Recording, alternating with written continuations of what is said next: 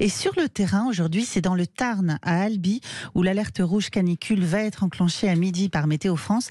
39 à l'ombre sont prévus dans la journée. Et dans ces conditions, notre invité continue d'aider les personnes les plus fragiles. C'est Sonia Vandenberg, infirmière à domicile. Bonjour Sonia et bienvenue.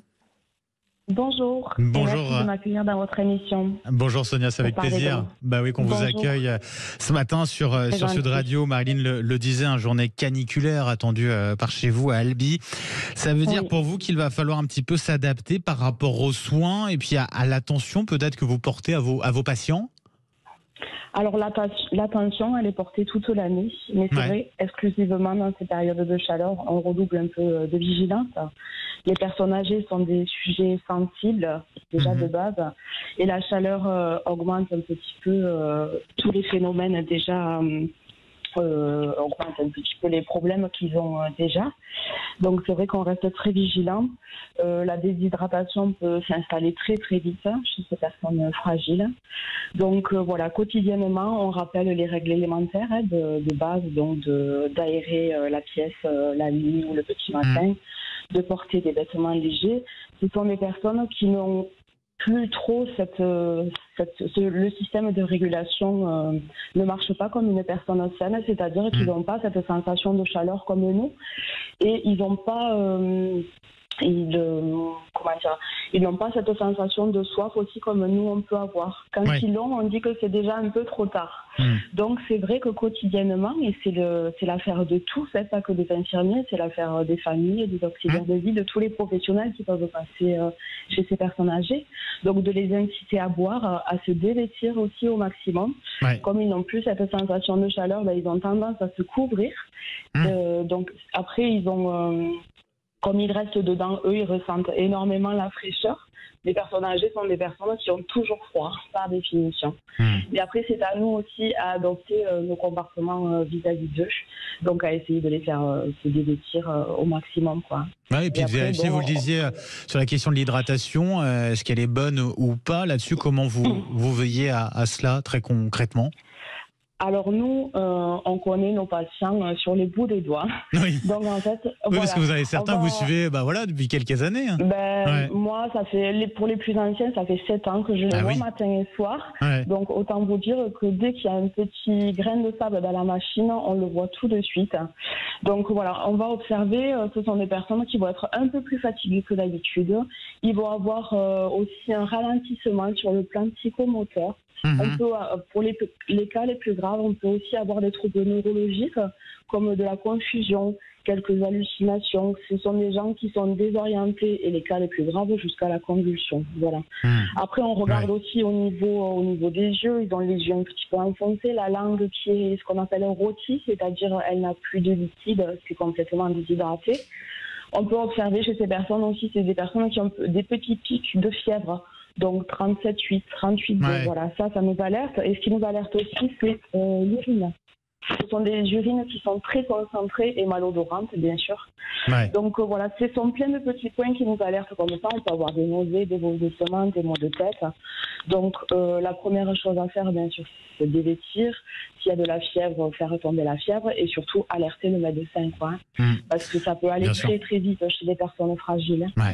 Ça c'est important, effectivement, de le dire, de le préciser. Vous avez dit, ça fait pour certains patients 7 ans que vous les suivez. Ça fait combien de temps vous êtes vous-même infirmière libérale à domicile, Sonia? Alors je suis infirmière depuis 15 ans et je suis infirmière libérale depuis 10 ans. Depuis 10 ans. Et alors, quel type de patients vous suivez? Avec quelle forme de pathologie en général? Alors, on suit toutes formes de population, mais essentiellement des personnes âgées, c'est vrai, qui veulent vieillir à leur domicile. Donc, on les accompagne, nous, on fait des accompagnements de fin de vie pour ceux qui veulent rester à la maison. Donc, on met en place des moyens qui leur permettent de rester à leur domicile. Et donc, ça, pour eux, c'est déjà une sécurité de savoir qu'ils ne vont pas être institutionnalisés. Et du coup, après les soins, alors on fait de l'accompagnement d'hygiène et de confort. Donc, c'est ce qu'on appelle l'aide à la toilette pour les personnes les plus en difficulté et les plus dépendantes. Et après, on a des soins techniques assez variés. Ça va de la prise de sang, du pansement. J'ai déjà eu de la dialyse, des perfusions. On fait des accompagnements aussi, tout ce qui est chimiothérapie. Donc, pour éviter que les personnes soient hospitalisées trop longtemps, on peut pallier à l'hospitalisation en faisant l'hospitalisation à domicile. Et voilà, généralement, ça se passe très très bien, quoi. Puis c'est surtout que les patients sont dans leur cadre, dans leur repère. Et déjà, c'est une sécurité pour eux. Et sur le plan, ce sont des gens qui sont beaucoup moins angoissés à la maison plutôt qu'à l'hôpital. Bien sûr. Ce sont des patients pour qui vous êtes parfois la seule personne qu'ils croisent de la journée, voire de la semaine? Oui, tout à fait. Il y a des personnes, malheureusement, qui n'ont pas de famille ou pas de famille proche, pas trop de voisins. Donc, on est leur seule visite. On voit très bien qu'on est très attendu le matin. Des fois, ce sont des personnes qui nous accompagnent juste dans la voiture. Voilà, on voit qu'ils veulent pas trop nous laisser partir, quoi. Et on a la sensation de faire aussi partie des familles, quoi. Il y a un lien très spécial qui se crée en libéral. On se voit 2 fois par jour pendant des années. Donc, voilà, moi là j'ai une patiente qui va faire ses 90 ans. Elle me dit bon, mais je vais les fêter, je vais inviter toute ma famille et vous. Donc voilà, voilà, on voit très bien qu'ils nous aiment beaucoup et c'est vrai que c'est un échange mutuel. On leur donne, mais on reçoit aussi. Il y a beaucoup d'amour. C'est une grande richesse. Oui, vraiment. Il n'y a pas de moment compliqué par ailleurs avec d'autres patients, parce que ça fait quelques années que vous faites ce métier-là. Alors forcément, ça peut arriver. Ça fait 22 ans que je suis dans le soin maintenant, j'étais aide-soignante avant. Donc j'ai vu un petit peu les mentalités changer. Et depuis le Covid, je trouve, c'est exacerbé un petit peu. Ça reflète un peu l'évolution de la population, c'est-à-dire, alors ça reste une minorité, mais on est parfois face à des gens qui sont agressifs, impolis, irrespectueux, où c'est que tout leur est dû. Voilà. Donc, il faut savoir aussi fixer les limites. On n'est pas là pour endosser la difficulté des gens.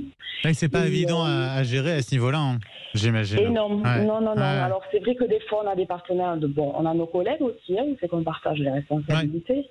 On a des partenaires de santé, des assistantes sociales. On travaille beaucoup en coordination avec beaucoup de professionnels de santé, que ce soit médecins, assistante sociale, infirmière psychiatrique. Il y a quand même, si vous voulez, c'est comme une toile d'araignée, tout est tissé. Et on est tous interdépendants les uns des autres. Et en général, ça se passe bien.